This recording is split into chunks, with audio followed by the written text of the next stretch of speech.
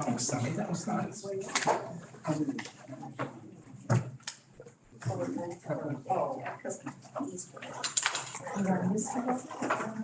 I heard it's beautiful. It's cool. You ready? It's beautiful. I Okay, appreciate it. so this is really not me presenting. I like how it fell on me. We're all going to be talking and sharing, and it's really the whole thing today is going to be talking about that process of change. Why do we need change? What is the change? Is it different for everyone? Okay. And we'll get into that a bit more. But, and did everybody grab one of these? No. Okay.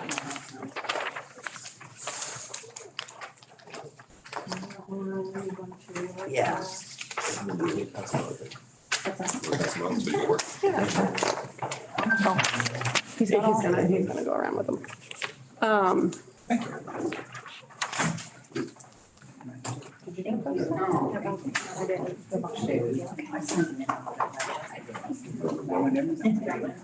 you. So change for some is gonna like give you hives and make you itchy and make you really nervous. And then for some, they welcome change and they love it and it's something that is part of life. If you are somebody who really adores change, give me a high sign. All right. Adores it? Adores it. Like I need it for my Is life. that okay? What? I really dig it. I don't know about adoring it. I love it. Okay. Okay, so who, like, it really makes them get the hives and the itches and the sweats, like the armpit sweats? I get nervous. Get nervous about Yeah, change? because you don't realize, how you're going to accept it or All whatever. the things, right? You didn't do both either, so. It depends on what it is, what Okay. aspect of my life. I Yes. like to change for the better and kind of flourish in certain areas of my life. But I think the thing that bothers me the most about change is I don't like not to have a handle on things. That's right. And I That's like Out to of know what control. I like to know what I'm doing, what's the next step. And when I have to kind of fish around or find out what I need to do next, it's a Yeah. problem. Absolutely. Did you I guys all think know that that's why back there, I like, get scared. if it's not in our control, I'm not digging it, but if it's something that I have a little bit of say in, I have some control over it, it's predictable, then it's something. So today what we're gonna talk about is that predictable part, like how do we Okay. then have a little more control about the change that we're gonna talk about today.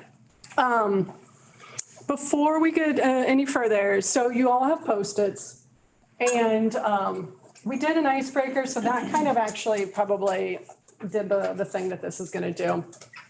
If you weren't here right now, or you're here, but your mind is kind of on other places, where would you be? What would you be focused on? Or what's the thing that is kind of like taking up real estate in your mind right now? Write that down on your Post-it.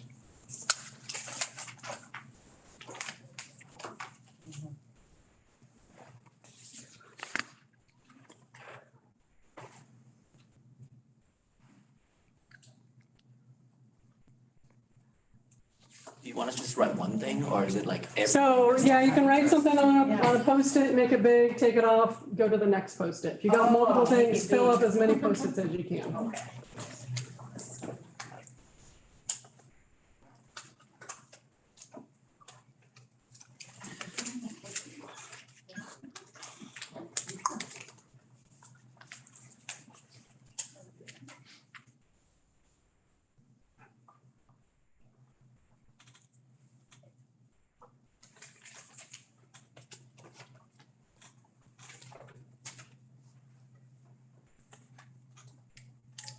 And what you could do is, as you are finishing these, I want you to bring them up and put them in the dumpster, please.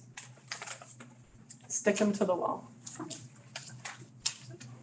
Oh, I know. What'd you think it was? I'm just curious. to ball it up and throw it in a dumpster. Oh, yeah, I know, just stick it right on there. You go outside and plant that. Yeah. Yeah, really. Yeah.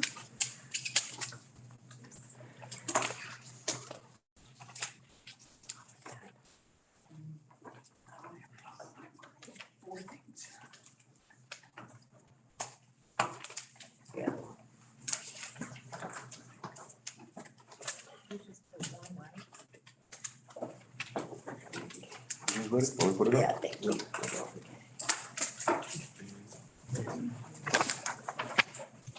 You guys all so neat and nice. I know. Yeah, that's what the fire's gonna be. Sorry. Did you draw them? Yeah. Wasn't that awesome? Oh, is it?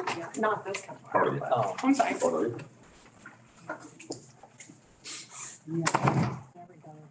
Yeah, there we go. What's for dinner? It's not that hard too. Slam it on it. Getting all these other ideas, I'm like, oh, I should have put that on there, I should have put that on there. Kind of embarrassed that I wrote what I wrote up there.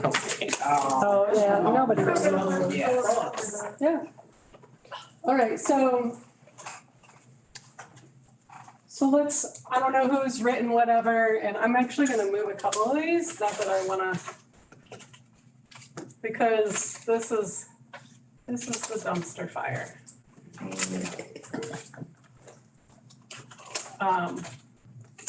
I wasn't very specific. All right, so some of the things that we're looking at, that are just taking up room in our mind while we're here, they look like a lot of things like personal stuff. So how to make more money, how to be better, being in my office work on projects. What's the rest of the day and schedule? My trip to see my dad, my headache, I'm sorry. Nagging work, my parents' issues with change, my mother's health, fantasy basketball. That's awesome. Working our program of people, doing visit work, running to the bank, checking on workers, training my dog. Not enough time in the day. Obviously, I didn't give voice to all of those. I'm sorry for those I didn't read. But so these are all the things when we're talking about change. If we, as we move through today, with all of these things still in your brain, it's hard for us to get to that next step, which is going to be the vision. So we have to kind of take some of these and put them over somewhere else. So thinking about work-related stuff, what would be like more work-related things that are taking up energy from you that you're not able to get to right now, as you're in here right now, and add those to Post-its. Work related? Work-related. So what are some work-related, because some of these were personal, like just life stuff, right? What are some of the work-related things that are keeping you from showing up right now? Are there just things that are on your mind? Or if you weren't here, you would have to be spending time on?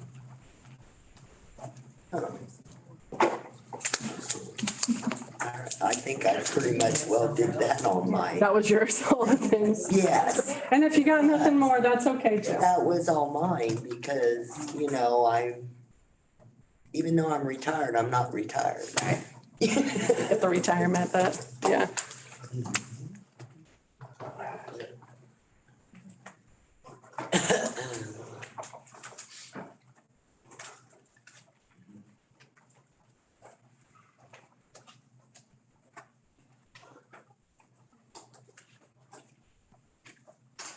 Because when the boys are in the center, my time is my time, getting stuff done that I need to get done Right. before they come back home. Yeah, You know what I'm saying? I do.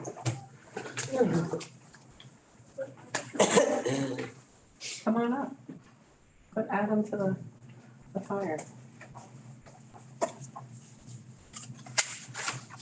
I guess you'd call that work related because it's stuff that I have to do Sure, while they're gone. yeah, I would. Oh, dear. This is what I like to burn this. I just gotta get to it.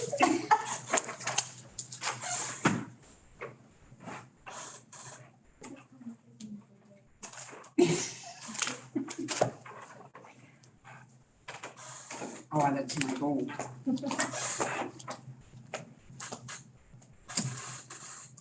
Okay. All right, we good? All right, so some of these things are data sheets, filing, prepping for review.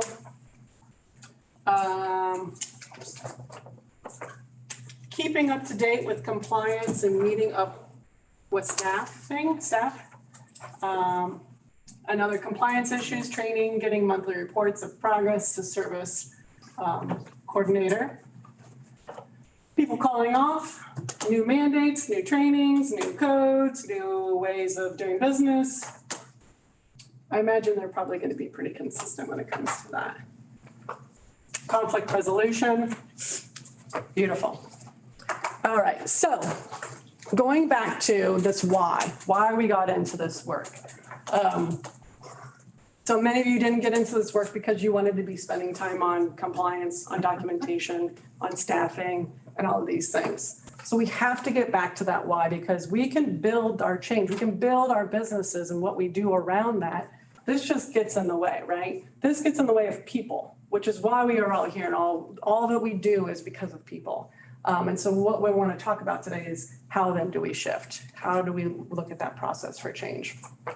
So I don't know that we really talked about, like we did the sharing with our groups, but why did we get into this work and why do you stay? Who wanted to kind of throw some of those out and share that?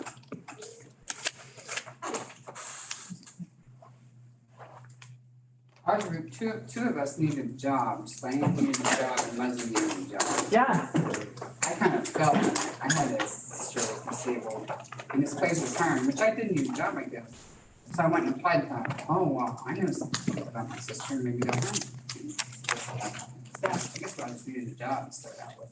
Love it. Yeah, that was your initial, right? Your initial why you got into it. How about anybody else? I started driving for Licking Transit and had never been around anyone like that. Okay. So the more I did it, the more I liked it and just kind of stuck with it and ended up being an independent provider. Cool. It's personal for me. I have 2 sons that are in the program. It's your family. Yes. Nice. Anybody else? I played at Ohio State with Jim Tressel. We had a Pay It Forward program. So we worked with a lot of underserved and at risk. Also have a nephew who was high on the autism spectrum. So I've always been able to do and help him in Special Olympics. And then it was an opportunity alongside working with group homes and behavioral health. I've seen the behavioral health clients had a lot of different of the same nuances. So it kind of was a nice seamless adjustment and to work with some people in the organization and then to be able to about a year later buy a company. So new but very refreshing and very Did you end up getting your degree in social work then? communications, degree in communications at Ohio State. And the NFL they paid for, so I'm actually looking to social work or maybe even clinical counseling for my master's. So that's a spring thing. So what's the name of your business? Yeah, I'm realizing we didn't do Alliance Summit introductions, which I told Kelly we would do. Like, who are you? Where I did you know. come All right, from? let's- You're very insightful. Let's pause. So go ahead, we'll do that real quick, because you don't know anybody else in this room probably a lot too, so. And I think there's some other new faces. So go ahead and say your name and, My name is Doug Worthington. My business is called Alliance Summit Group. okay. Yeah, what are we, is it Fun Pack or something? Oh, that's good. You did it. Yeah, congratulations. Thank you. And is that in Columbus typically, It is in or? Columbus, yeah. Okay. Do you do the surrounding counties? Yep, we're trying to venture out to the surrounding counties. I'm Sarah Woodard. I have 2 sons in the program, and rather than pawn them off somewhere, they're just staying at home, and I'm an individual provider. That's rather nice. Thanks, Sarah. Guess I have to stand up. since Yeah, everyone- everyone stand My up. name is Tamara Johnson, and I am a site director at Learning Never Ends South, the Pickerington location. Beautiful. Hi, everyone. My name is Sunny. I get to serve as the Employment Services Director with Learn Never Ends. Which one? All of them? Yes, ma'am. Okay. So I'm too old to stand up. I'm the director of the Provider and Community Resource Department here at the County Board. It's my turn. I'm Valentine Fortune, owner of Helping Hands Home Health Care Agency. Have a son, 9-year-old autistic, and I'm a provider by profession, so I'm a nurse practitioner by profession. I'm moving from that direction to trying to manage my own business, which, my first job actually coming to the United States was dealing with, individuals with, disabilities, so to say, and that switched me from being an engineer to getting into nursing. So I went to Ohio State, got programs, became an NP, worked for 8 years as an NP. I'm gradually moving back into what I like doing most, which When is. you first got here, yeah. Thank you. I'm just Christian's mom. A lot of people know me. I don't have an agency or anything like that, but he's 18, so right now we're in transition. He's at home, but I'm looking into day programs and, you know, people keep asking me how many adults are in the house. And I'm like, well, whoa, wait a minute. It's 2 now, so, you Sneaks know, up on you. yeah, so, I mean, it's work, but it's, you know, it's mom too, so. Yeah. So because you are also your own individual human being, what's your name? Cassandra. Cassandra, thank you. My name is Linda, and I'm an independent provider. Hi, Linda. I'm old like Kyle. I'm Linda. My name is Kelly, and I'm with the Salvation Army Samaritan Center. We have an adult day program. I'm Rachel McCoy. I'm Community Connections Coordinator for Fairfield DD. Amy Rigby, Quality Assurance and Community Support Specialist for Fairfield. Yeah, we have ridiculously long titles. Michelle Sugar, I'm an individual budget specialist for Fairfield DD. I'm Leslie Banjo. I'm the Community Support Manager here for Fairfield DD. Kim Conrad, I'm an agency provider here in Fairfield County. I'm probably older than all of you. I'll say it. I'm Diane Kaufman, and I work for Westside Support Services. And definitely, the reason I started was because I needed a job, but it has definitely changed since then. It's not a job. Yes, go for it. Good morning, my name is Kristen Thorne and I'm the Provider Resource Specialist. I am older than Kelly, but I'll stand and say.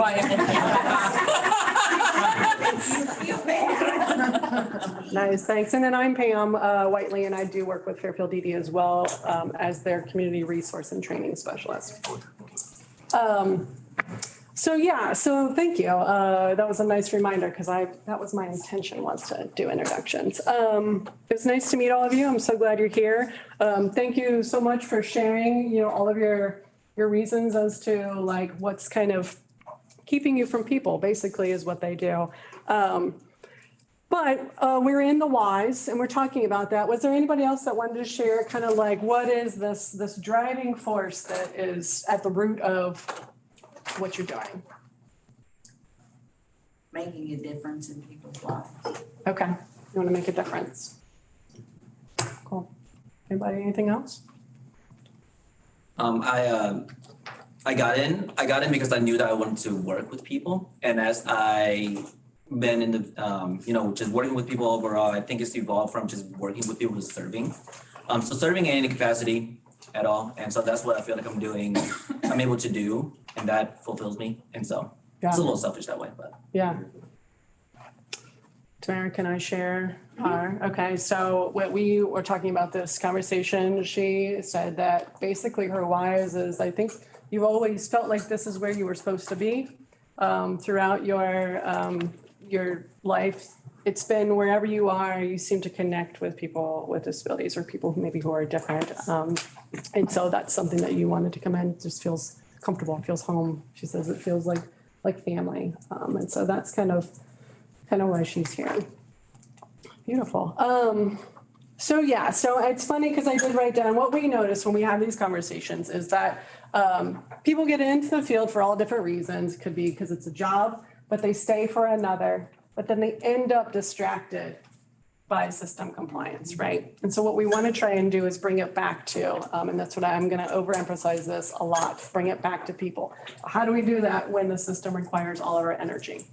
And so that's what we're going to really spend a lot of time on. Not just today, but this is going to be something that we're going to focus on for a good while. 2023 is going to be focused a lot on new concepts, new thoughts, a new way of doing business. We've contacted several other providers within the state to kind of come in and just show you some new things and some different things to kind of give you some insight. So how do we change? We already wrote down all of our things. How, now that you've kind of taken that off your shoulders, out of your brain, you wrote it down and you put it there, just give me some one-word answers as to like what you're feeling. Can you repeat the question? How do you feel? One word, after like writing down some things that were in your brain and then kind of putting it in another place. Did it do anything? Empowered. Empowered? Okay, I know that's right. It's a big word. What else? Thoughtful. Thoughtful? Cool. A little bit freer, You do? a little bit freer, yep. Just writing it down and sticking it somewhere else so you don't have to think about it again, let it be there. Yeah. What else? Encourage. Okay. So if we said that all of these things really did go in this dumpster and you didn't have to really worry about data sheets, filing, conflict resolution, those were not in your day anymore, how would you feel? Stress relieved. Free, stress relieved. Stress relieved, yes. Happier. What's on? Happier. Happier. Let's do that. So someone's gonna do the. Because I worry.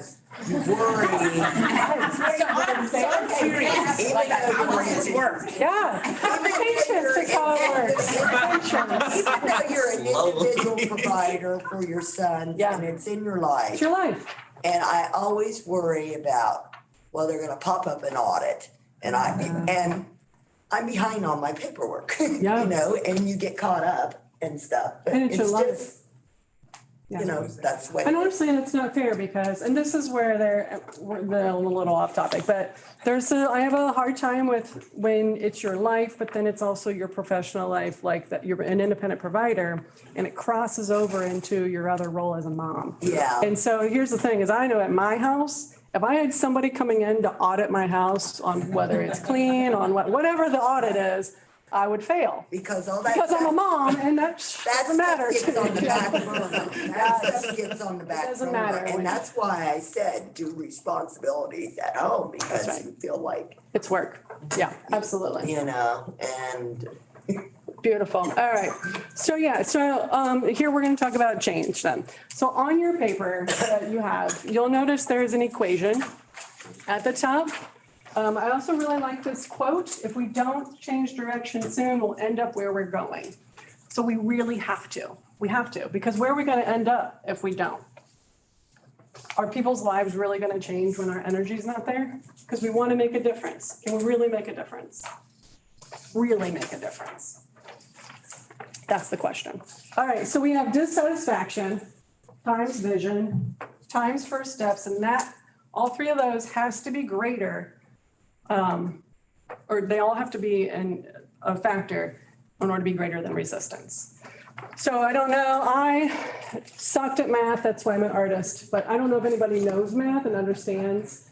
When you multiply anything times zero, what's the answer? Zero. So all three of these things, if we're multiplying together, not one of them can be missing. Not one of them can be a zero, because then resistance will win. This will be bigger. So we have to make sure that we got this satisfaction nailed down, right? Like it's there. But now we're gotta have vision. What is the vision? And I know some people in this room have capacity and the influence within your organization for change. I know some people like, yeah, you can make all the decisions because you're owning it, it's your business. And some of you are just part of a bigger picture. So we have to figure out what is your vision and where does your influence go at your level and where you are within your space too. All right, so let's talk about vision then.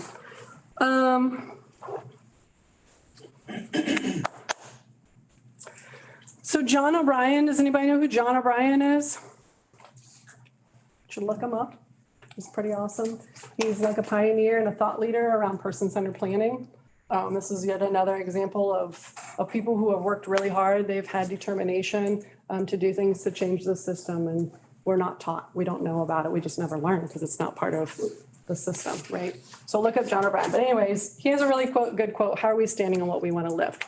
So as we're looking at vision, what do we want to lift? So take a moment and think about it, and then pair up with somebody beside you and just kind of have a conversation about what are you trying to lift? What is it that you want to What lift is up? it again? I know, it's very abstract. So we're talking about wanting to help people have better lives, right? But what are we actually getting in the way of? What is it that we're standing on? Because we want to lift it. So we're trying to lift these people up, but there's things that are getting in the way. So as we're talking about vision, let's have a conversation about that, about maybe what those things are. Where are we wanting to go? Very uncomfortable. I'm sorry, Kelly. Okay. So where are we trying to go? I would say for me, is to be able to I have people of the same ones vision that have to be able to different give ones that pertain to different perspectives. That's my job, right? So like, people the opportunity to to, right? I feel like there for example, not a lot of gyms, there's not a lot of constructive activity. Yeah, it's like there's so much on a day-to-day basis that you see that are interested. as far as like, Demographic are interested in, and we sell it to once a season event. Once a season, this when we give you your highlight, when your life goes 365. So how do we consistently, make your life pleasurable and meaningful, building the opportunities that everybody is afforded? How do we allow them to be the center of focus? Yeah, that's kind of their life, not just like another avenue of ours.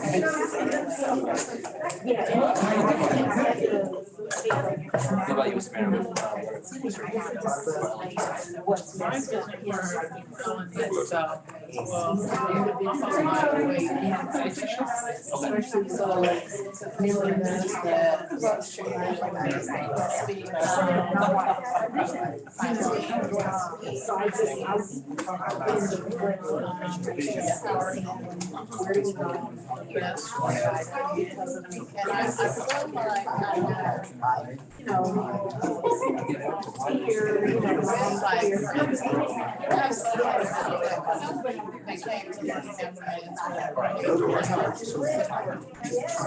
And they know how to, they got it. So I tried foster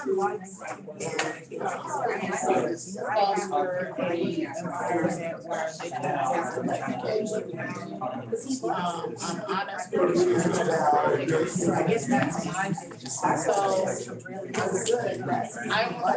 you. I want children to self-live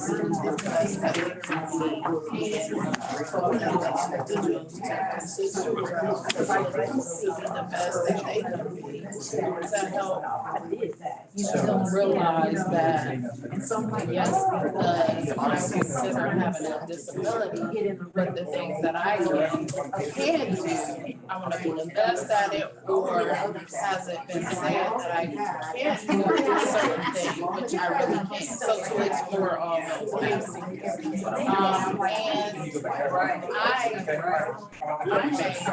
family and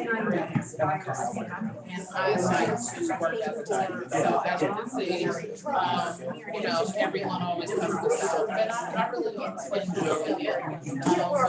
100%. Nobody is going to love their children or put that expectation like a mother and a father, but definitely a mother, and giving the understanding and awareness of what it's taken to be in your profession or your kids understand what is needed for all of us to work together. But I think as working as a part of a team, everybody has to hold their weight. So you want some of the my favorite things I heard was that he definitely wants out to be a fostering place, that fosters growth and teamwork and brings out the best. The potential. And not just from I love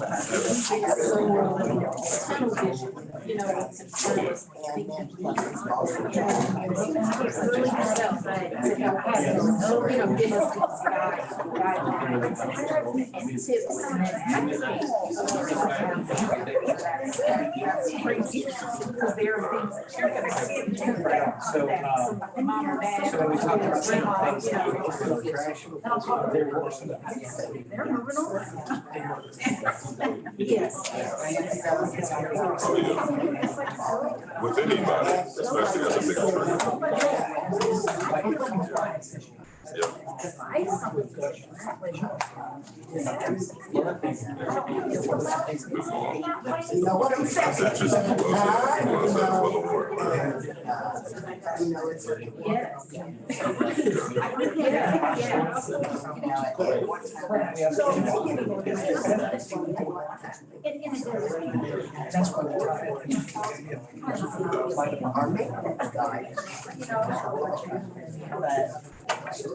said for the Lord. That's what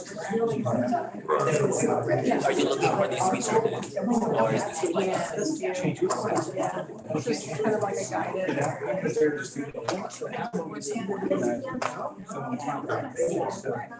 Yes.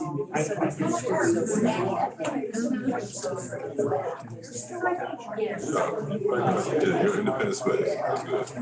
How long have you been this? I think that's so valid and so Sometimes there's every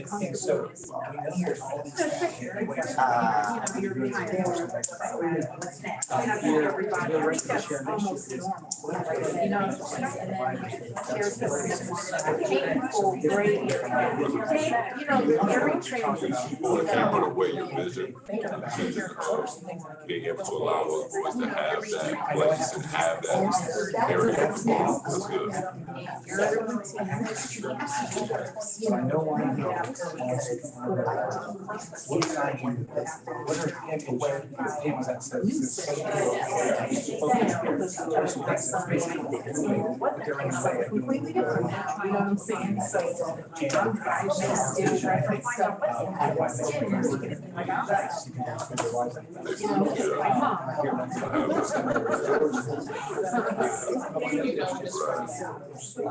Started last night. I think it's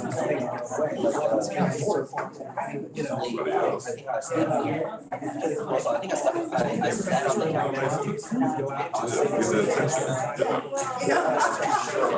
I mean, we all naturally seek attention.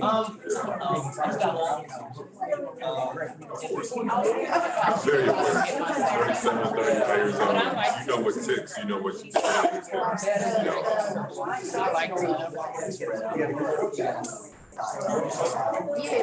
Yeah, I should have gotten that, but I just laid out, like, sat on the couch.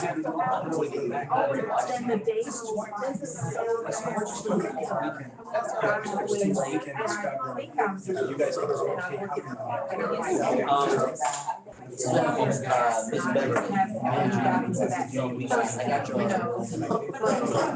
Listen, it is beautiful that you are there, the capacity that you're at. And I like also the fact that you know that there's different transitioning that you need to do just to provide and help your lifestyle for them, but also for yourself.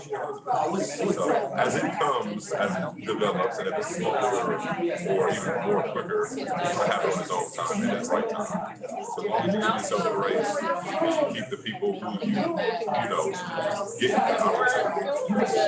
Yeah, see what happens.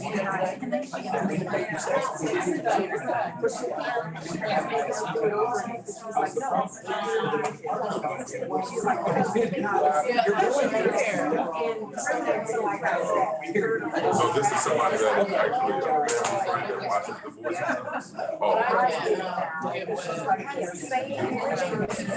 down 5 o'clock on the next one.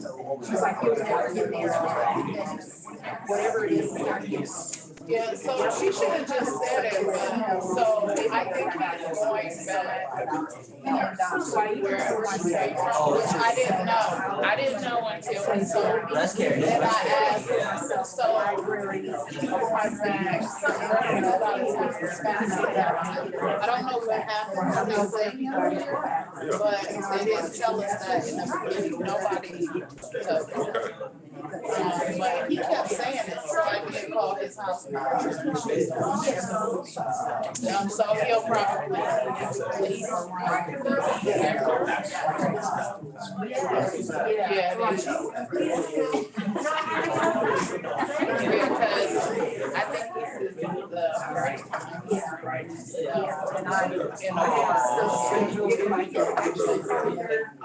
Like, I've really seen a change in him because he knows that, like,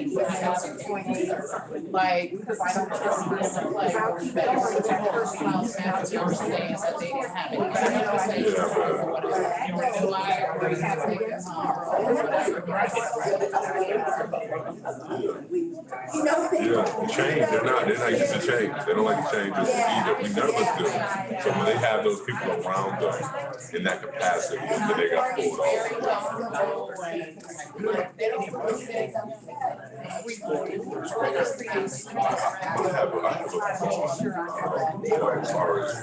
Guys, we got about 2 more minutes. To eventually maybe take control of being able to like live in the house and also be caretakers to your boys. And they can kind of, you know what I mean? Like to be able to, with your skill set, the way that you're nourishing your mother and the way that you're nourishing to understand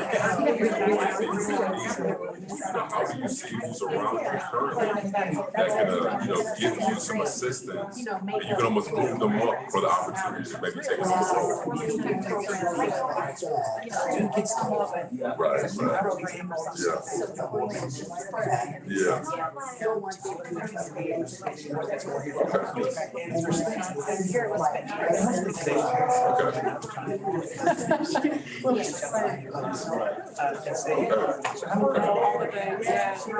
Yeah, we'll add your stuff. She asked me to adjust it because we're moving. What is your time frame on working on the house? Oh, yeah, they're sticking at me.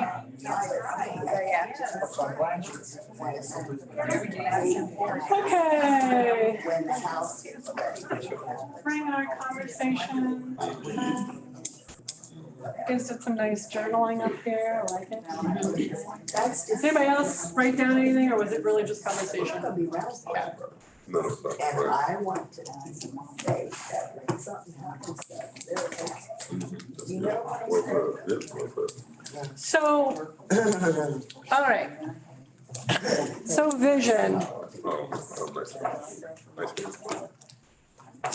What do we want to lift? So when we're talking about that, we want to lift voices. We want to lift people's gifts. We want to lift belonging and connection. These are the things that we want to make happen, right? Because that's what we're supporting people to do.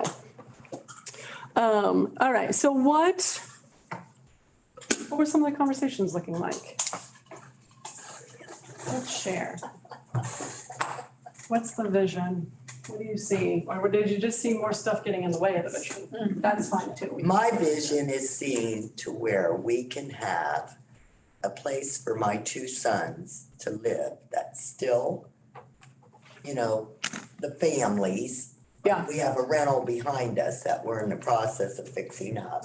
Uh-huh. And my vision is to have them move in there and have like an agency or something 24/7 around the clock and give mom and dad some free time, and, like we can't go on vacation. Yeah. We're retired, but we're not retired, Yeah. and I get it. we're not getting any younger or anything. So when you talk And I about, was talking to him, that's my vision. But I want to feel good about doing that because of me and Les both being registered nurses and being like supervisors and in job prescription when we had our roles of working as nurses, like director of nursing, director of quality assurance. Yeah.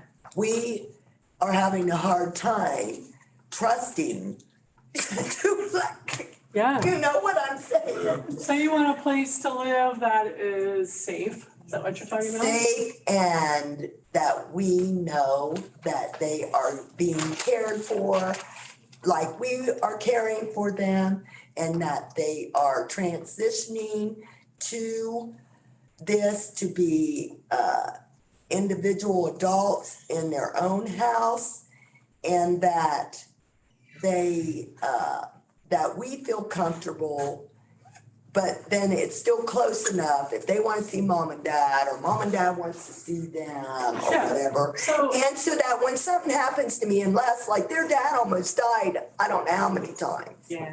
And if something happens to me, unless, I want to make sure Eric and Mark is okay. Right. I want to have it set up. Yeah. To where it's okay. In the meantime, you get to just be their mom.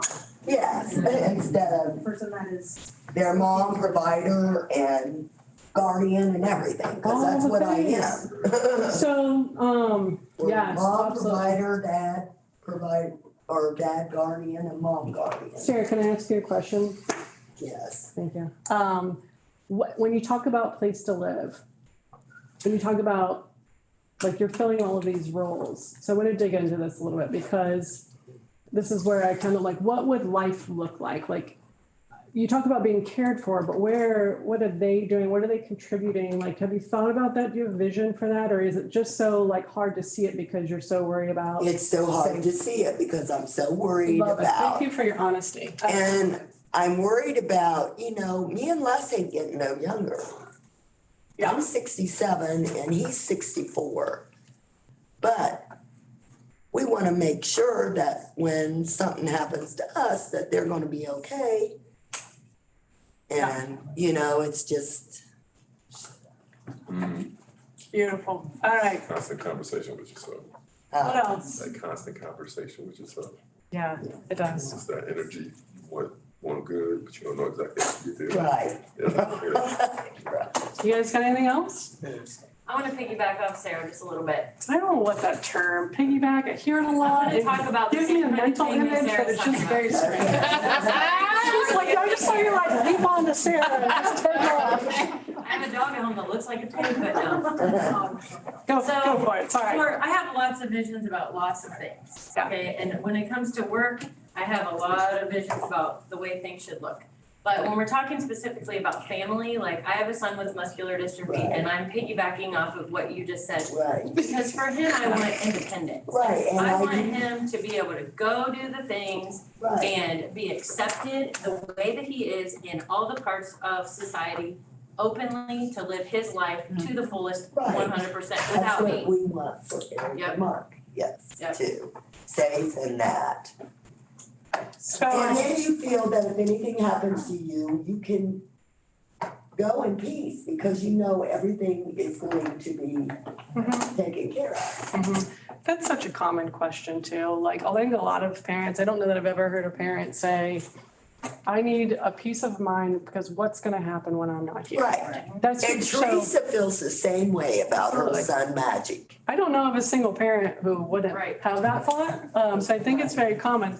But that is what's gonna drive vision, okay? So that's the why.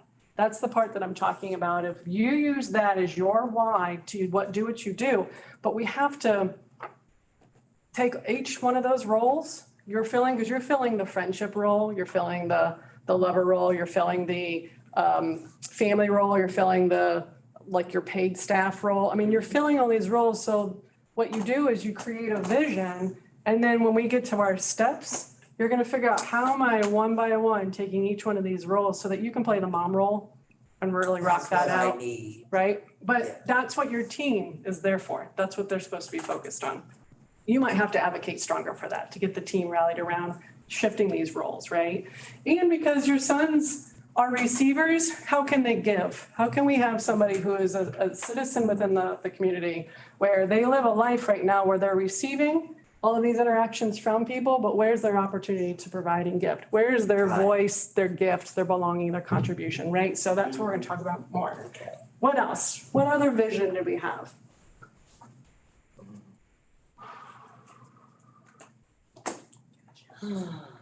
Yeah. Tamara shared something really powerful with me in that she envisions LNE South as a place where that fosters whatever it may be, foster growth, foster teamwork, foster love, foster care for not only the consumers that participate in our program, but also the staff that comes through. She wants them to feel more like a family, whatever it is, where they're collaborative and striving towards a common goal. Cool, so we're talking about fostering, is it like fostering that within the community or just fostering it within this location? In every aspect, I always, with the consumers, I always promote independency, how they can be self-confident, and be able to think past levels that they have never thought past before. And that is, well, I would, within the center and without. Yeah, because here's the thing is like, what's the point? If it's not then to share that outside, you know what I mean? Like, it's like, for me and my kids, like I'm teaching them all these things, not to stay at home all the time. I'm teaching them so that they go out and live these big, beautiful lives. And that's really the provider role. Systemically, we've not been able to get there because our energy can only get people to a certain point and not all the way. So I've used independence, but really what we're looking at is interdependence, which I know is a negative term when we think about, like, I don't need to depend on somebody. But nobody in here has a life completely alone. Right. We have people that do all, we need people. So how are we building interdependence where, where they're finding their crew? Because that's where safety and security comes through. Right. How do I know that a neighbor is going to care about what's going on inside their house, right? So they're paying attention. How do I know that when they go to book club, people care whether they're there and they're contributing with it and they're all sharing their ideas or they're getting rides with one another. So I don't need transit. I don't need public transit because I got this friend that I've made, right? So everything we're doing, yes, is we're fostering this for growth, for expansion, for how do we get people connected? Beautiful. What else? Well, mine is to also get my boys to be able to go out and do things with other people instead of just mom and dad all the time. We take them out. How old are your kids? 39 and 37. Right, they grown men, aren't they? Yeah. Very good. What else? I think that was my piece. I'm sorry. I was piecing up the experience and exposure, to have like older clients and to be able to realize that they need to be in the same areas and have the same fun and have the same opportunities is kind of what I would like to bring and provide as experiences and exposure. Okay. So you want to create a place where people are able to gain these experiences, not experience them within the community. Not necessarily not experience them in the community, but when it comes down to, just the opportunities that they have or the events that they have is, it's not like a monthly thing or like a quarterly thing, that is something like throughout their days, we have to have these activities and get them out the house and be able to have different things for them to be excited about. So to be able to team up with the right people, to be able to let, give exposure to people who need things, but be able to give these, our clients and them, this is a great avenue of life that they might not have had without us. Okay. And you worked typically with like older people, you said, or? I have 7 clients. I thought you said older, so. Yeah, so. Okay, Yeah, so range of people and yeah. like pairing them up so that they can help expand their experiences. So not even pairing them up currently, it's just being able to take them places and in different outlets that they would not be able to be privy without, so. Gotcha, okay. Expose them to things that they would have never been exposed to, What's right? that? and stuff. What else we got? There should be a flood of stuff. So, one of the things that I mentioned when we had a word earlier, I said encouraged, and it was even before, I'm more encouraged now because and when we had our groups, Valentine, was that right? And I talked about, and when we sat down, I tried to get him to become the director of the agency because, of the department, because his thought is how do we get people that we support out there in the world just like everybody else? And then Paramount showed up, did I get it right? Yeah. And we talked about having opportunities to share, provide the support so people can go live their life like all of us do. But then we talked more again about the dumpster fire, about how those things interfere with opportunities to do that. Because if we've got a person that, and like Paramount's one of his staff, has been with this person for a long time, wonderful, knows them very, very well, wants to get him exposed to the world, join, he can make connections, but he's got to do a training about the person that he knows better than anybody else in the world. So it's just, those are the types of things that kind of derail those things. Yeah. Yeah.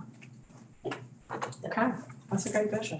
We also talked about his son pretty much being 18 and the transition that down the road should happen at some point, and we talked about how great concern with bringing an agency and stuff like that. Yeah. To take care of that trust. How do you Right. build that relationship? It should be a teamwork. I was telling her about the 28-year-old I'm dealing with now directly with mom and what I've seen directly working with the individual, because I like to go to the field sometimes, do it so I can make some sense, and if I'm training my staff, I know exactly what to expect. So that trust between family, providers and stuff like that. Yeah. Yes. Very much. Cool. Why do you think there's not trust between families and providers? Expectations. What's the expectation? As she's a provider and a mother, nobody's gonna love her children the way that she will. Nobody's gonna see them and their potential the way that she does. You have to appreciate, what she's been able to provide and try to give as much. And sometimes the worker is not gonna even see it as much as the visionary and the person up top does because they don't have as much skin in the game. Yeah. So it's just. See, I've even seen it the other way too, though. Yeah, I was gonna say that, it's just kind of the opposite. What I found is parents underestimate their child's ability. Yeah. And they're afraid to let them get out and do things because they're afraid Some parents. people will make fun of them, people will hurt them in some way. And those are real possibilities Yeah. that they can be taken advantage of. They can be. Where a provider sees more potential in the person as they get to know them and get closer to them. And then you have the parents that, once that child becomes close to the provider, then there's that, oh, I gotta let go of that, I had that, but now the child wants to do it with the provider. And, you have that conflict there. So. I had a really. You understand your end, and I'm coming from a different point of view. Well, that's good because that's why we have to learn to transition together. Yeah. You know, It is a we have, transition. it's a give and take situation, Yeah, definitely. Nice, go for it. So some people do get in search line of work for the money, the income. Like I found these. And this work for the money? No. Oh, okay. Like I've even watched videos on YouTube where a person is saying, I went for this degree because it's the quickest route to the money. I have these loans and this, and I mean, not to say that they don't care about what they're doing, but you just have to be honest. Right. And because my son has had a wide range of, home health aides or have you, I've gotten to see how people approach the job. And I think that's part of a parent or a family member's fear. Sure. There are some people that are like, this isn't my client, this is family. Other people are like, that's who I work with. Yeah. And they're like, what's your name again? So it's, you just never know who you're gonna get. And that's not necessarily a bad thing on either, because you have to, get through the rough patch. Yeah. And it probably would be hard if mom or dad only did a certain thing and then now the provider, the kids are like, goodbye. Or something like that, and you're like, what? I know. But you know what? That's My son does a life. lot, but yeah, so. Because I know, like, I left the house. I left the house. That doesn't mean I don't love my mom and we're not still Yes. tight. And I still call her when I need to cook corn because I can never remember how long I have to boil water. Does your mom answer? Because my mom is like, you're bothering me. She's like, I'm having fun, girl, call me later. So that's what I mean. But here's the thing is there's no support for these transitions, right? The more that they become interdependent on others, it doesn't mean you're not family and there's no love and all of these, but it does look different. And so I think that's the hard part, especially in that transition age, is because you're shifting from them becoming more of an adult, making decisions, doing these things where they rely so heavily, and we do gain a sense of value out of that. And so if I don't have that value, what do I have? Yes, absolutely. So, yes, it's recognized. I think there is a gap in that support. And I feel like that's something that you should advocate for. You know, that's something that you feel like, I'm having a really hard time with this. I just talked with a parent who just became an independent, no, maybe she's been an independent provider.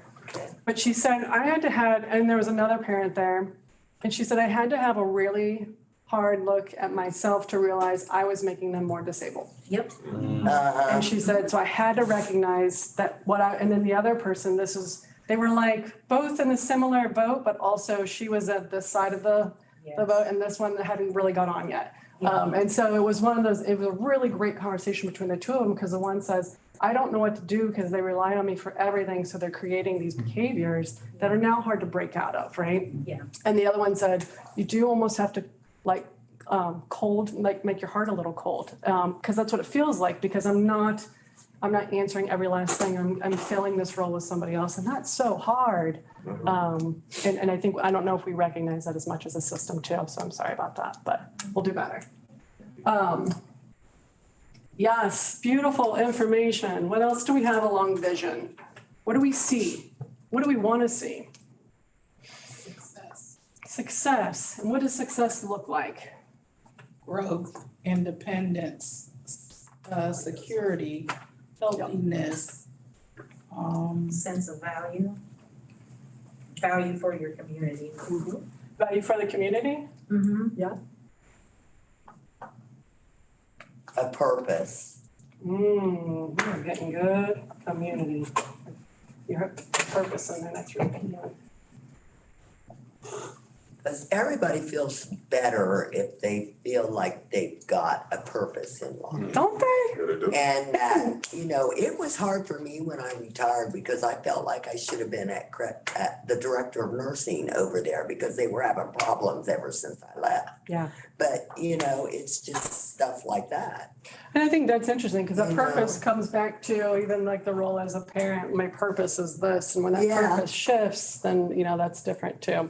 Mm-hmm. So you guys did a great job because they were going to be certain words that I was going to have us avoid. I didn't even have to say my list of words, but my vision could not have anything. Oh, it does say healthy, happy, safe, well, support, service, and care.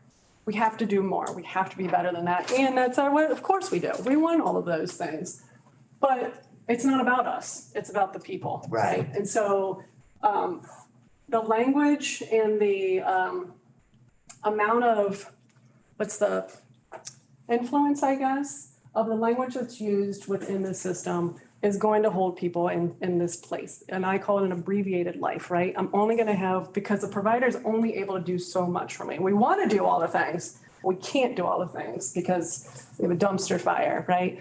So we're going to, as we shift and we change, we're going to talk about, it's not that we have to, the system is what it is and we can't change that. But how do we build a business where we're not held captive of it? Or we're not reliant on it. It's a part of our business. It's not our business. That's the shift. And that's going to be really wild for your brains to kind of think about because it's different and it's new. And there are providers who are doing it, not very many who've made the shift, but they're going to come next year and have some conversation with you guys too. So vision. Okay, beautiful. So here's the thing. This shift and what we're talking about, there's no math. There's no, it's hard to know if you're on the right track or not, right? Like there's nobody that's really going to tell you that you're on the right track or not. But when people do that, or there's any time when you are exploring uncharted territory, or you're in the woods and there's no trail, there's certain things that people use, right, to help guide them. And what are some of those things? If I'm an explorer, what am I using? Focus. A compass is one. What's another? I mean, if you're a naturalist, you look at how maybe moss is or the directions that the bird flies, things like that. Yeah. Yeah, sure things, patterns, Lost right? the third. Water You're or gonna something find your like way that. home. I'm going with you. No, man, 'cause I'll be like, oh, If you're nice, I'm gonna driving go and you get high lost, you're gonna try, like, let's say you went somewhere that you haven't. Yeah. It's the first time you went there and you're trying to go home. You gotta try to remember it in your brain, reversed of when you went. Yeah. Like you're paying attention to things along the way. Exactly. Yeah, so there's like sure things, there's like rules within nature that like you can count on, right? There's Yeah. laws, right? All right. There's another thing that I'm thinking of. I might use this if I'm a sailor. Sun and stars. It's in the sky, yep, or North Star, right? Yep. So Yeah. usually people like have that North Star. So our next step in what we're gonna do is I don't think we've really nailed down vision, so I really encourage you guys, we just kind of planted the seed for you to keep going with it. But there are people, organizations, what I was gonna say, that they kind of have like, so core values. I mean, how many of you guys have had some kind of like workshop where you're talking about your values and what are your values and that's how you live your life, right? It's kind of like those ways of knowing whether I'm on track or I'm not on track. So organizational values would be something, we have something called a compass of values within Fairfield ED, which we're going to talk about with the Excellence Network, but it's just a series of words that kind of help guide us and make sure that we're on track. Because as an organization, we are shifting too, and we're changing. We have to recognize where we are currently and where we've been in order to blaze that new trail. There's that North Star or the why. So why are you in it? Why are you staying in it? That's your North Star. And if you can keep coming back to that, that's something that help guide you too. And then other people have something called commitments, right? These are the sure things. These are those laws of nature. So if I have these commitments of things that are guiding me, Starfire has something that's the 4 commitments for community building. And they are discovering your community's gifts, not fixing what's wrong. So it's more of an asset-based, right? The positive things, not the deficit. Creating something that belongs to you and your neighborhood, not anyone else. So they do a lot of work. This is a provider. Their work has nothing to do with system. It has nothing to do with programs. It just is about community belonging. Learning about your community and figuring out how do you invite this. It has nothing to do with disability. And in fact, they worked really hard to shift that bit about, how disability becomes such a huge part of your identity and the identity of the family. I'm so-and-so's mom. That's your identity, right? And so they spend a great deal of time, who are you? Because you are your own person and your kid is their own person, and everybody. And so how are you guys sharing your gifts collectively with your neighborhood and how are you being known for those gifts and not as this person's mom?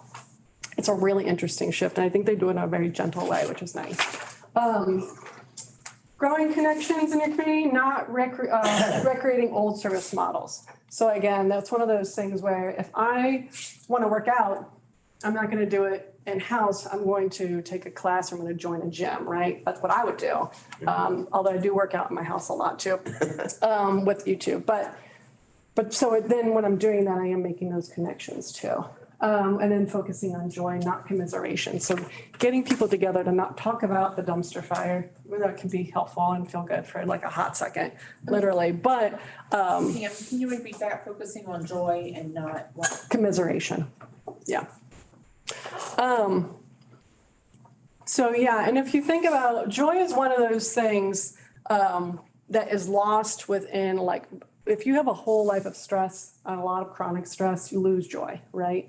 And so that's what they use that as one of their commitment, one of those guiding commitments, because they recognize that it's something that sometimes gets lost. So those are just some ideas of things. So we're going to talk again a little bit about what do you think you would choose, whether it's a North Star, whether it's values, and maybe talk about what those look like. And you can jot a couple of them down. Does that make sense? What are we using to get where we need to go? Yeah, so like, yeah, what would you use to get to this vision that we've talked about? Even though I don't know that we really nailed down a vision, but it's like we've kind of talked around it. Yeah, so like, what are some of those things that you feel really strongly about that are gonna help you get to that vision? Yes. For me, networking with other parents has really been the North Star. Okay. Because, you know, the county has a set of, you know, things that they know, and then other parents may have plugged into other outlets, even in other counties. Yeah. Or there's groups on social media that are from other cities, you know, so Cincinnati, Cleveland, and Columbus, and Lancaster parents are all, you know, like brainstorming together. So for me, that's been really helpful. Super.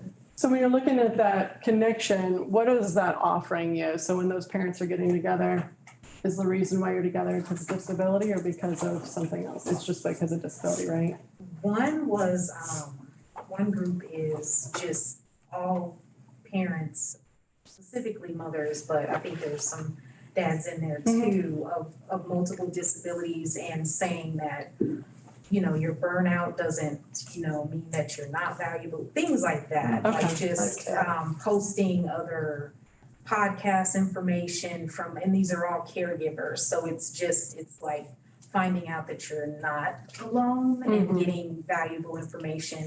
For me, people that have children older than my son have been really valuable. Because they see my face and they go, ooh, I know that We word. So, recognize it, yeah. and they're like, so here are the things that you need to plug into, because like that's where I was. Yeah.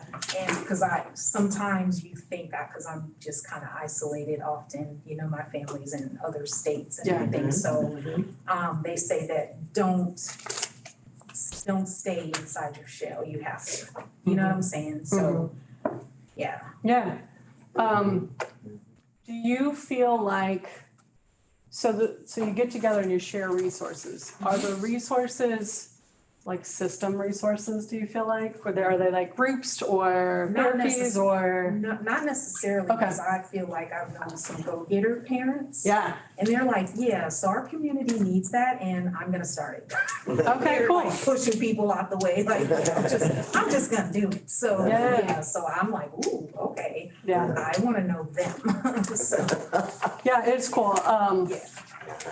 I think you'll really like the Starfire group that we're talking about too. And you don't have to wait for them to come in. I'll hook you up with contact information. They have, once a month, they offer 2 different things that are both free. And I think they're like an hour long, right, Rachel? Yep. And it's really families getting together. Because that's really the bulk of their work is very family driven, so. Okay. Which I think is the future. So keep that in mind, right? As providers, like, I know we talk with families, but how involved are they? And I don't know, like that's a question I'm actually asking. Like, are they really involved in like what's going on and how you guys are contacting? Or how much does that influence what you guys do? You said that as a question, bringing it out there. Yeah, think about it. Different families, obviously. I have one mother who is, you know, constantly letting us know what's going on in the communities or telling them, you know, let's meet here. Yeah. And, you know, he's an older gentleman, but she's, you know, at the house coming by. So she does a lot. And then I have another family who's more hands off. So, you know, but she's very, very in tune and, you know, keeps us on our toes and texts us periodically. And, you know, we send selfies and things of that nature. So she's pretty. That's cool. Yeah. So I think it's interesting because that's a shift in like traditional services. I mean, typically I would look at an ADS as like the break, right? You take them and do whatever you're gonna do with them because this is that time. So I think it's a different way of looking at. Basically, it's not necessarily how much they need to be involved while you're together, but how are you getting to their vision and the person's vision and kind of using that, we'll call it person-centered planning, but like real person-centered planning. So it's with the person and getting people together. Yeah, and we'll dig into that more too. All right, so Compass, North Star, commitments, what will it be? And just maybe discuss what that could look like. What are some of those core things that you find would be helpful guides in your vision? How y'all feeling? I feel like this is really taxing for you. We'll take a short break here afterwards.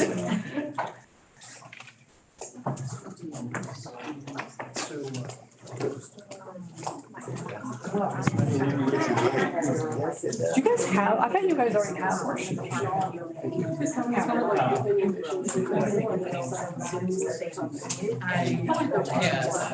So I've been doing I remember it, because I remember, well, part of it. I didn't know.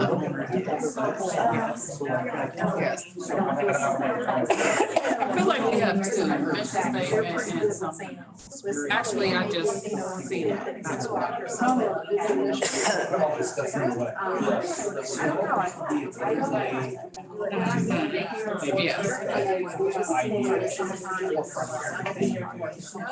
it's kind of nice that somebody's made it.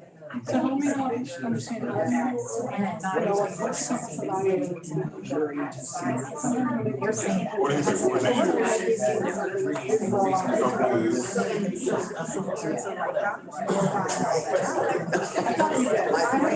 I was like, I feel like there probably is. I'm just curious if they fit, if they belong. Yeah, I'm gonna have to, they might be on our website, but I can't even use my phone to hear stuff. Yeah, I think they're on our website.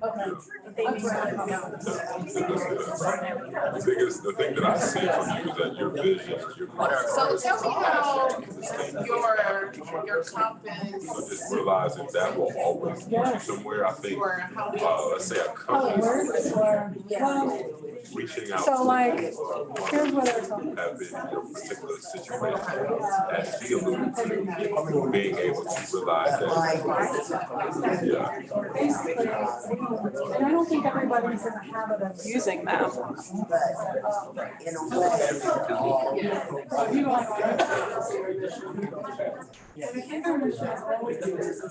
Go, so, so I just think, all our visions could be different. The sight of what you see with your mind, your eyes are open, vision what you see with your eyes are closed. So our vision might be a little bit different, but ultimately the line will be the same vision, or with at least the same idea, or they can at least resonate of what you see the vision. We have to be on some playing field where we can be accountable to each other, and expectations can be very, very pretty much similar. If they're not, then obviously we either get here or we part ways.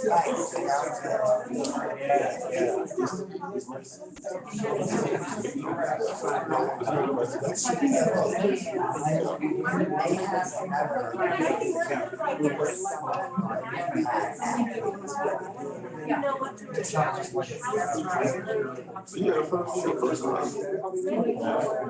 you go to a lot of meetings?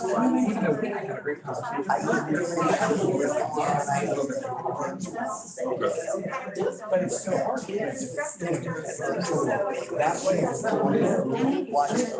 So when you really most powerful first one I love the idea of not to have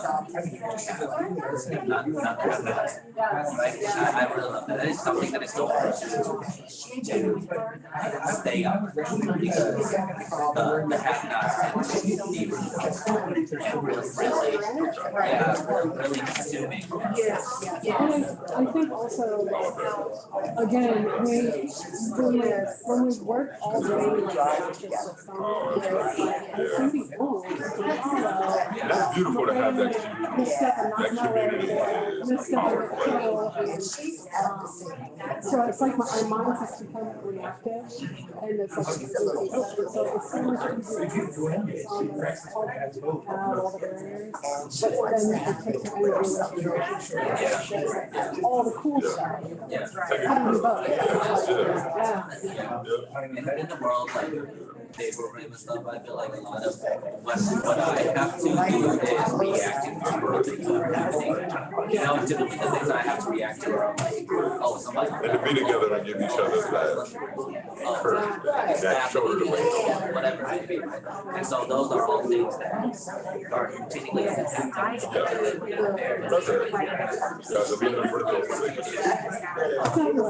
Sure. Yeah, yeah, they really lost their head, it's really heavy to carry. That's great. So, As you know, for South, I think I worry more about I don't know what happened. 0 to 100. Well, you used to have teams that, you know, how did you do that? I mean, the majority of us have been together for 9 years. So then Smile, you have laugh, more but also people cry come when in you get the from show. this great You got to. community, and they're independent, you know. Safety is a part of it, but we're looking at how we can be. Finding those tutors as well to be able to decide and let things go. I hope you guys can do that. That is the biggest, to understand that you cannot control everything, You know, but the stuff that you can control, you should just at least try to give them a way to not be so control.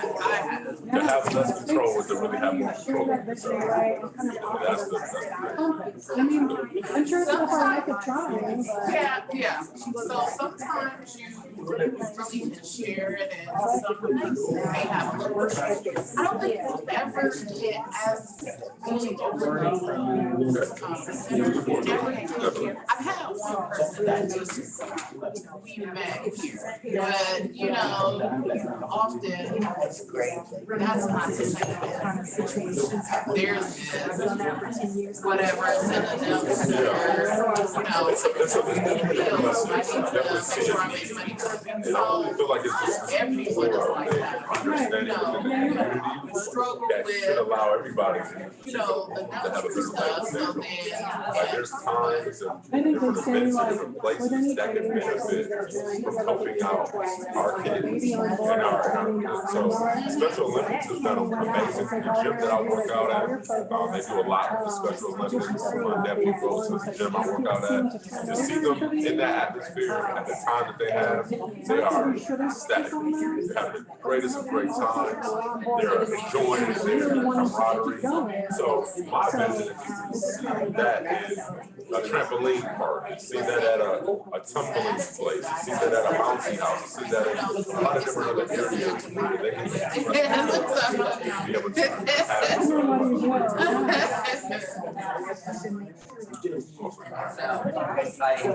Before I got to Run Events, I was part of an organization that that like absolutely big on goals. Okay. Every year they start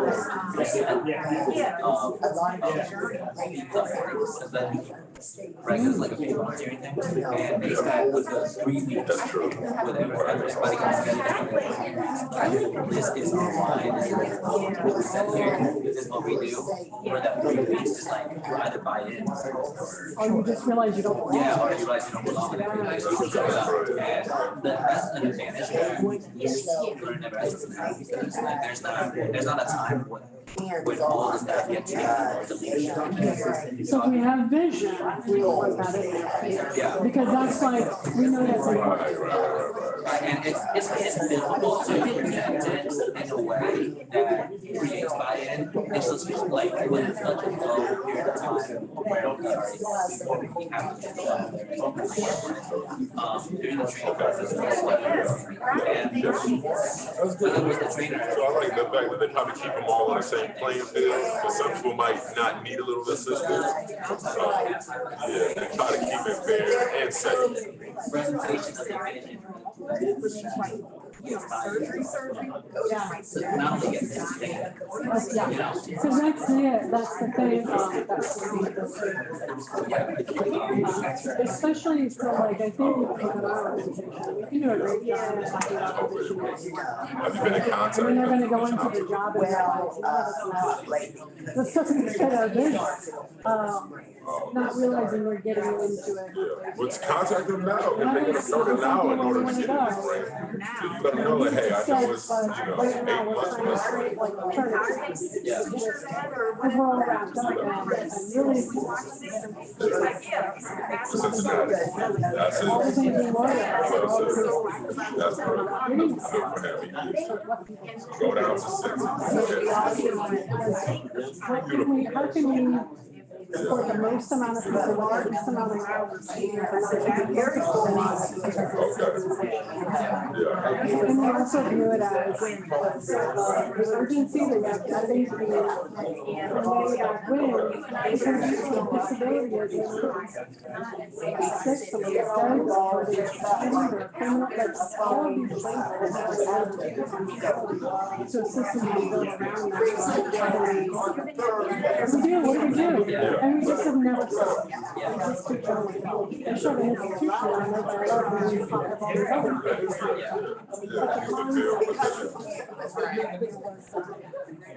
I love the use of words. Oh, okay. Yeah, no, I do. The way they change, they get out of it. Right, well, Sunny is loud, Sunny is energetic, whatever. Like, this you can meet a person. Kobe put some strings on it. They did a lot. It doesn't always work.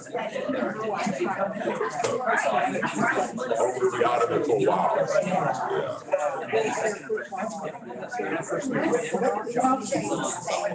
I'm gonna send you a video. Oh, yeah. You guys should both, I'll send it to both of you. It's the danger of a single story. Yes. Can you say some part of it? Everybody not comfortable, everybody not comfortable, but yep.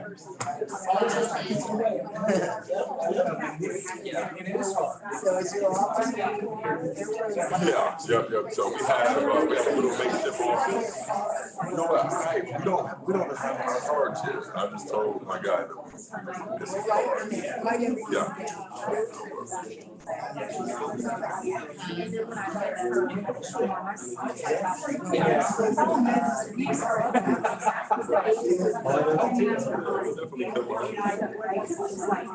I'm not saying how to feel like.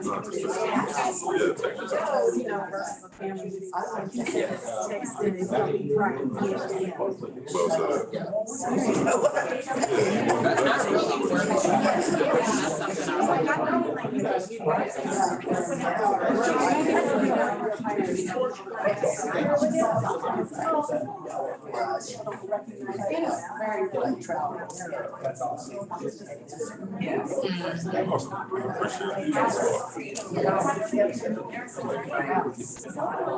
We grow up.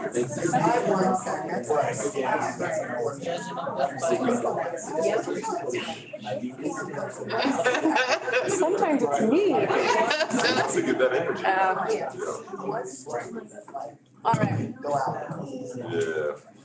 Go social. Go bowling. Your phone is working? Oh, I never put it in. Okay, guys. Let's come back together. How's the chat? I hope everybody comes. Kira, come next time. Come here. Join us. I don't know. Oh, she can see you. You're right there. That's what she sees, like right there. Yeah, she sees you. I've been messing with that all day. Allison, Maria, Edwin. Yeah, we got to get you all here. Okay, guys. So did you find, who found that they gravitate more towards like a compass of values? Like I'm really in tune with my core values and how they relate to my vision. Does anybody feel like that's comfortable for them? Beautiful. Nobody raised their hand. I realize. That's good. It is? Okay. Oh, wow. I hope there's two more options. I don't know. We'll see what happens. All right, so what about the North Star? Who feels like the why, like this burning thing that is driving me? Okay. Is the why. The North Stars is something that they think they could use as their vision, for their vision. Nice. I mean, so there's a lot of you who like commitments. So what about the like core commitments, things that I'm committed to drive me to my vision? Anybody else? Yes, that was you, right? Yeah, well, I mean, we didn't get to talk about it, but yes, that's, I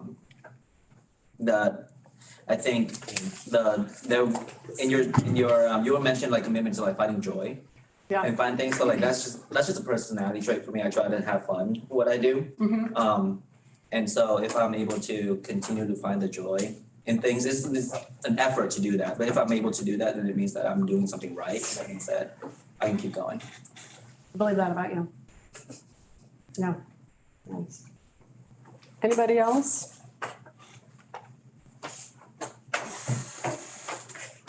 Kelly, you talk. You have anything? What's in your mind right now? Oh, I mean, I can see it as a combination, like you have to have your why, but then there's these steps that keep you accountable to your why. Oh, that's right. Is that? The barriers, right? Mhm. Yes. Well, no, not necessarily, but those values, you have those values because of your why. Yeah.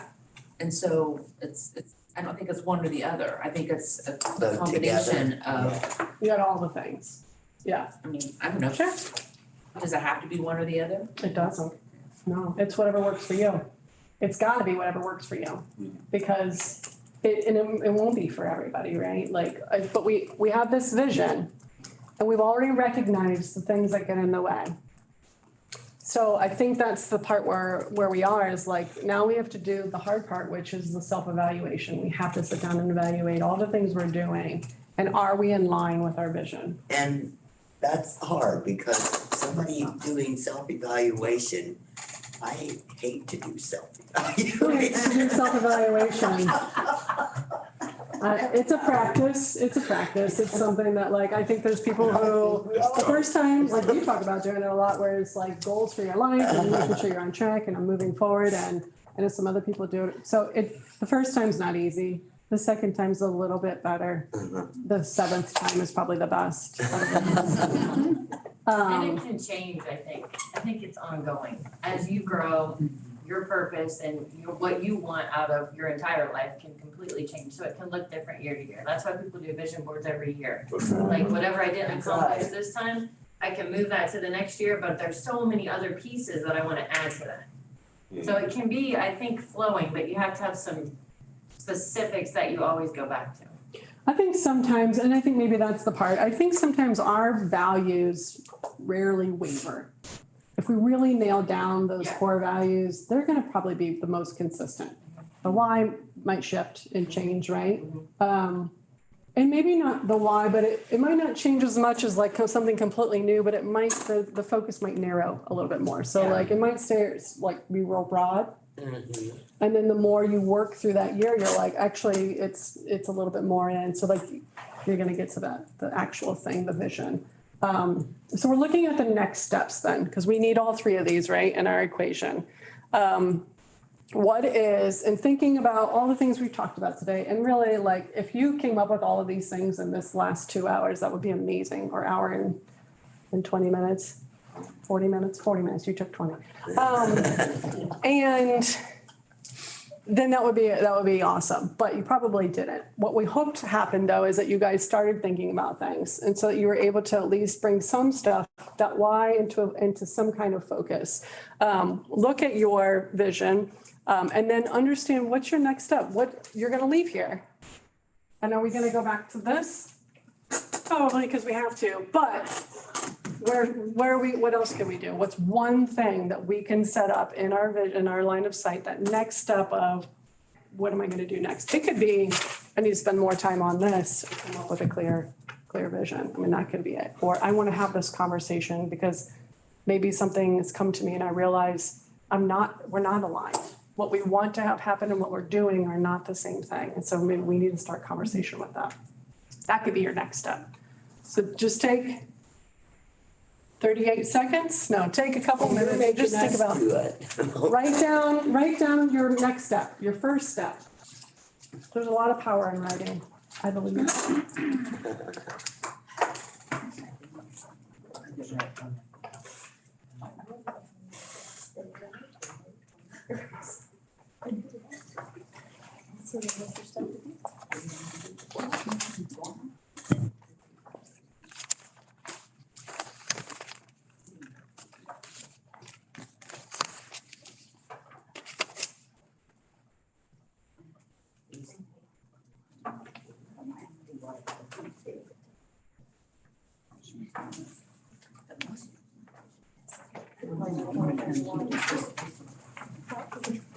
Yeah, I can see that.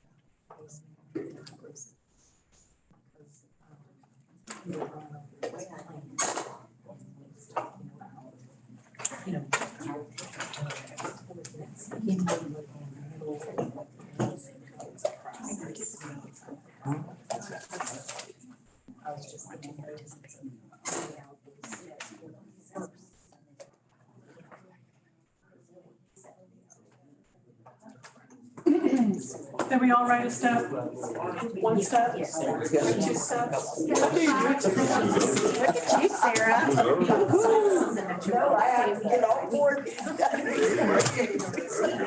So I found this definition of person-centered planning, and I really, I like this. And I just want to leave you with it so that it's fresh in your mind. So person-centered planning was described as a vehicle to advance the social status of people with lived experience of disability. Person-centered planning is not just, what's the word, like a buzzword. It should be a vehicle to advance the social status of people with lived experience of disability.